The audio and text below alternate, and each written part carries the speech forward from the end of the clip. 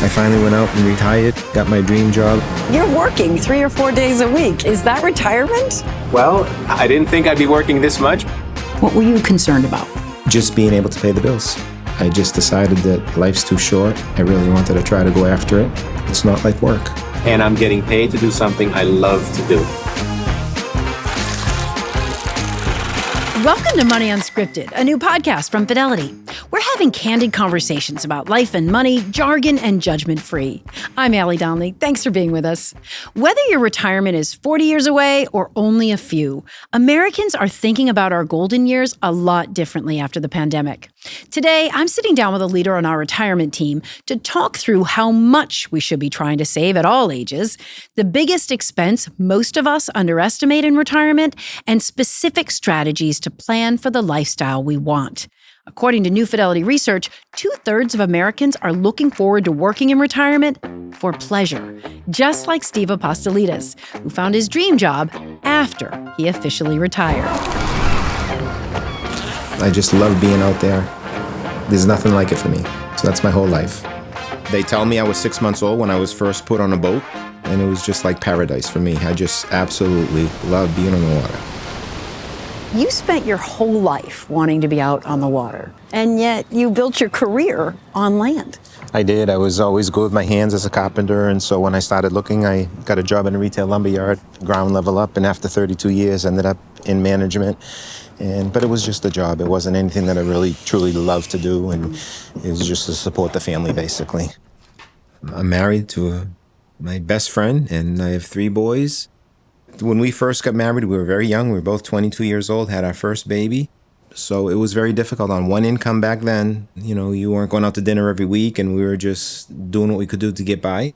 You have to sacrifice a lot personally to take care of the rest of your family. When you were in your 40s and 50s, how did you think about retirement? I probably didn't think too much of it when I was in my 40s, because you don't think you're that old when you're 40 years old. But I always was thinking down the road, you know, hoping that we'd have enough money to retire and enjoy ourselves and hopefully have the health to do that, and just to be able to spend time together with my family and enjoy ourselves in however much time we have on this earth. When the pandemic hit, you were obviously thinking about retiring at some point. But how did it shift the way you were thinking about a timeline and what you would do? I was thinking of retiring when I was 65, 66 years old, and then the pandemic hit when I was 62, 63, and with the uncertainty of everything going on, everybody wasn't sure what was going to happen. I just decided it was time to get out now and do something different with my life. At 63, I decided it's time that I need to stop working and pursue my dream of getting my captain's license and getting back out in the water. Right now, I'm driving a shuttle boat on Boston Harbor. I do it 3 or 4 days during the summer and 1 or 2 days in the wintertime, and I'm getting paid to do it, and it's just an awesome job. What were you concerned about?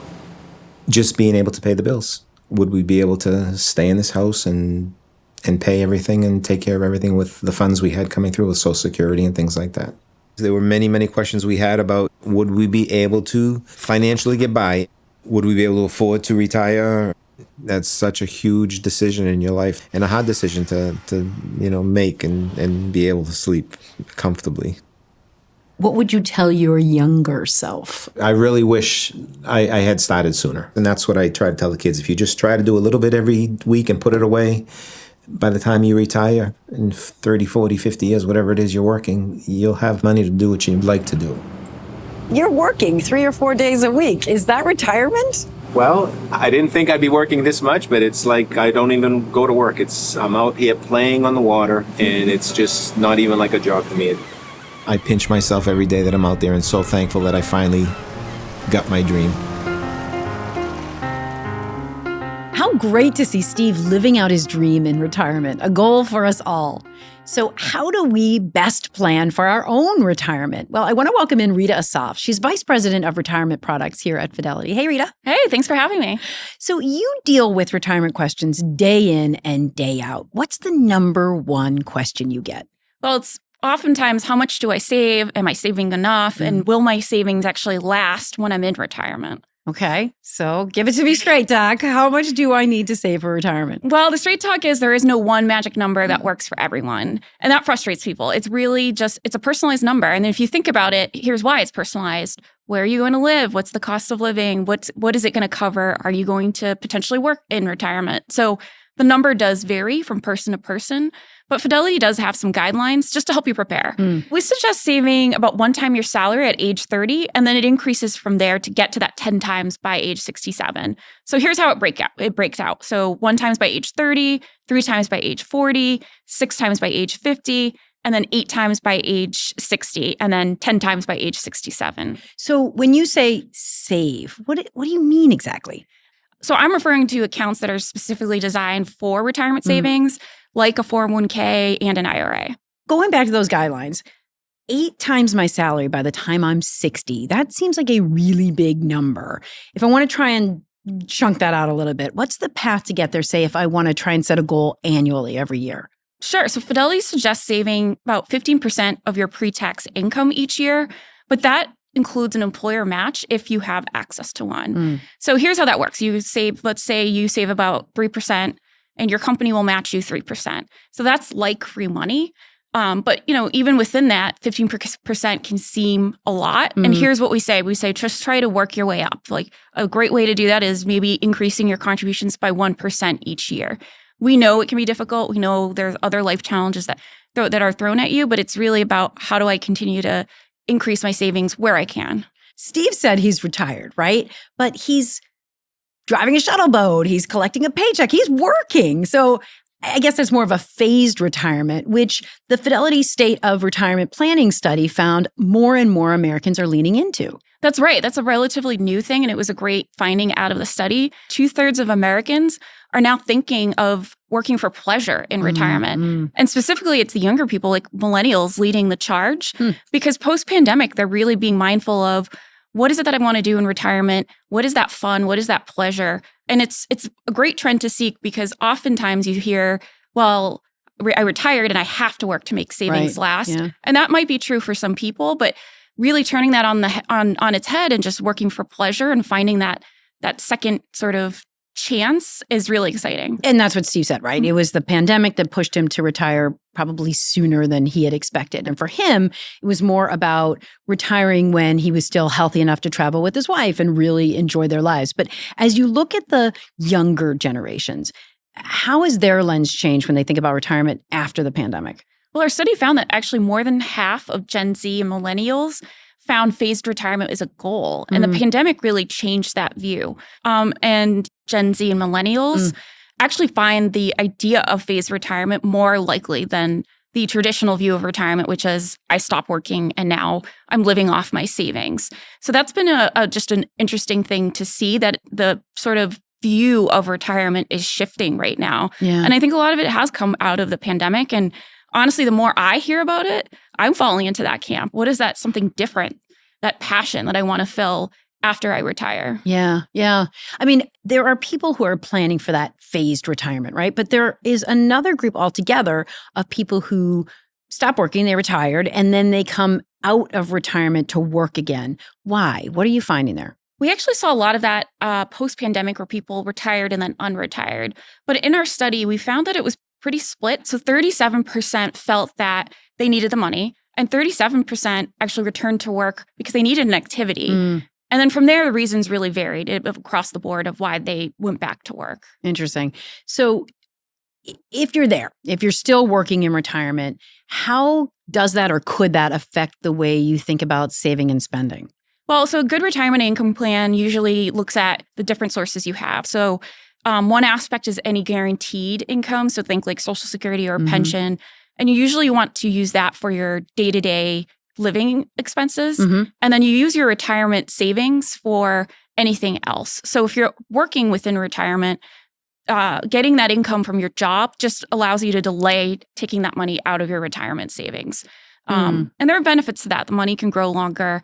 But I will caution that at age 73, per IRS guidelines, if you do have any pre-tax or tax-deferred accounts, so think like a 401k or traditional IRA, those do come with required minimum distributions. So at age 73, you will be required to take that money out. When we think about that money that we'll have for retirement savings, what should we expect it to cover?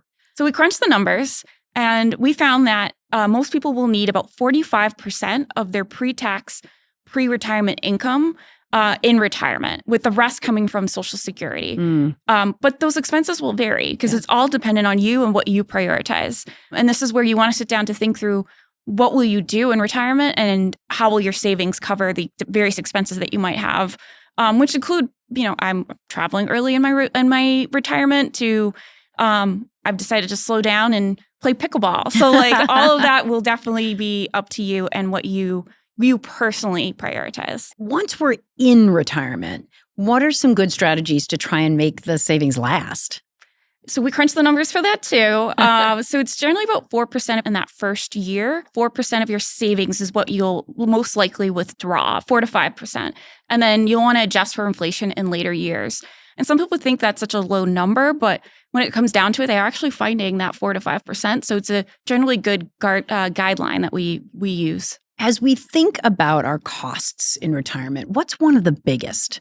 One of the biggest is definitely healthcare. It's the biggest expense, the most that's underestimated, and the most emotional to really get under. So Fidelity, and the number keeps rising. So Fidelity does suggest that a couple in retirement will need about $315,000 for healthcare costs in retirement. Wow. And that's just a guideline, right? Because looking at your family history or whatever else is going on, that's a daunting thing. So let's talk our accounts. How do I know what to prioritize when it comes to retirement savings? That's the biggest question I tend to get, actually, because you have different types of accounts, like we mentioned. So generally, we suggest saving first into a workplace retirement account. So like a 401k, for some people, that's a 403b. And you want to save up to the company match if you can. Okay. From there, if you have access to an HSA or you want to utilize an HSA, you would want to save up to the max. A health savings account. And from there, you'll want to consider increasing your savings into the 401k if you can. And if you want to go even further than that, this is where IRAs can come in. So you'll want to consider a Roth or traditional IRA. And something interesting is after the age of 50, you can make catch-up contributions. So that is something to keep in mind because you can really turbocharge those savings after that point. So let's get strategic when it comes to planning for retirement by generation. If I'm Gen Z or millennial, where should I put my focus? So we usually say have a retirement plan, but the word plan really varies. Like you hear plan and people think, oh my gosh, it's this big deal. Yeah. But if you're on the younger end, a plan really could mean I'm saving in a retirement tax-advantaged account, and I'm looking at how much I'm contributing and trying to increase that over time. That's the plan. That's it. And for some, they are actually worried that they're investing too aggressively, but that's actually something that you should consider because time's on your side. So you really want to take advantage of contributing money, but also looking at your investment allocation. I can imagine my younger self saying, Rita, I am dealing with student loan debt. I'm trying to get my life on the ground. You want me to think about retirement? It's true, especially right now because the cost of student debt can get in the way. There's been higher cost of living these last few years. It's hard to get people thinking about, how do I save for retirement when my day-to-day needs are different? And this is where the tax advantages come in. So it's still worth it to try to contribute to a tax-advantaged retirement account because you can save on taxes. Right. And you can watch your earnings grow. So it just benefits you to put some away.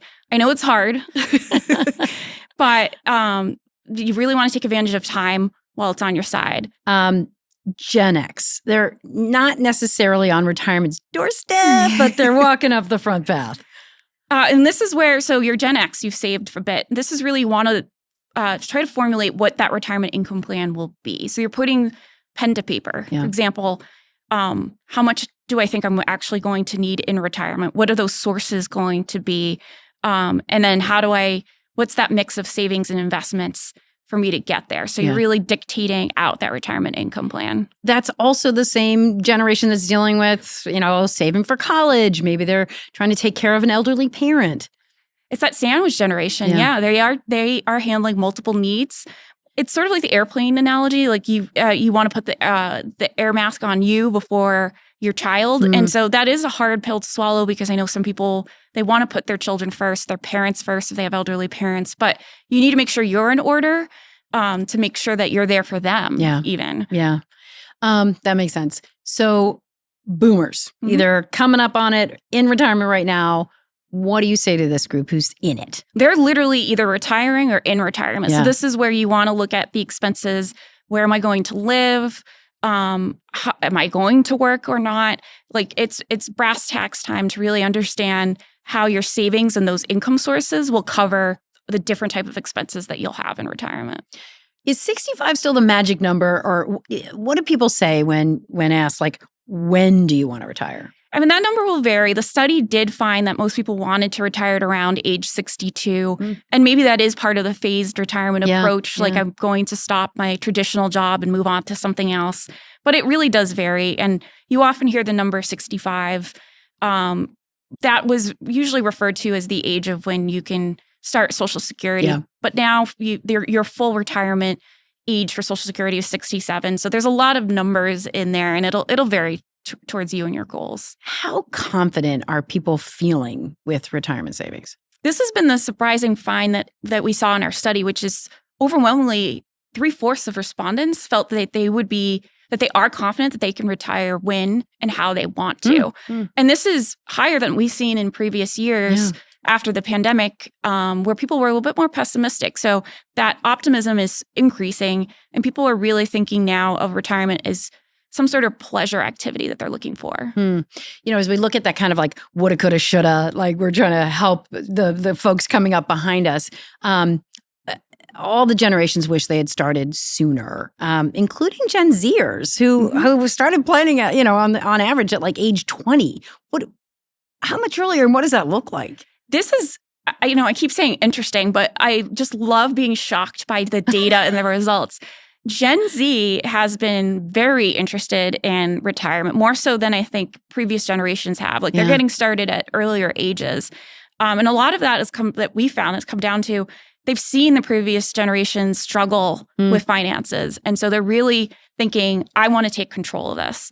I want to be able to know where my savings are going. And I'm looking at retirement differently. It may not be I'm just stopping and it's 30 years away. It could mean I stop in a couple of years, I do something else, and then I maybe go back to work. So they're viewing it differently. But I applaud them for even getting the thinking earlier. Yeah. I mean, I was not in their shoes at that time. So I'm just amazed by it. And I just want to say kudos. Yeah. All right. So if I'm watching or listening to this and I'm motivated by this conversation, give me some to-dos. Give me an action plan. Sure. You really want to have a retirement plan in place. And again, that plan does not need to be this big, huge plan idea and it's overwhelming. But we do find that people who do some sort of planning feel way more confident that they can weather any surprises that come along. So for younger generations, that really is, what are the accounts I'm saving in? And for some, they're already saving in a workplace savings plan. So look at that. Yeah. Consider potentially any other vehicles like an HSA and IRA, and consider increasing savings over time. Like upping your contribution? Yes. Okay. And then for older generations, it's really getting to the brass tacks of what that plan is going to do for you in retirement. What are those income sources? And what are those expenses? And for those who are literally retiring now, it might be a little bit of budgeting, like understanding, okay, what's the money that's going to come in? What are my savings going to cover? What are other sources going to cover? And where are they going to go for expenses? And how am I going to live? Yeah. And in fact, our study found all generations, including Gen Z, wanted to save earlier. And I think that's their advice to others right now, which is don't regret that. Start earlier. Rita Asaf, I thank you so much. Thank you for having me. Love this topic. And thanks to you for joining us. If you're looking for more tools and resources, check out fidelity.com/moneyunscripted. You can get your own retirement score to see how ready you are for retirement and get more strategies for saving at any age. Be sure to like, follow, subscribe, share, and we'll see you next time here on Money Unscripted. It's your life. Get your money's worth.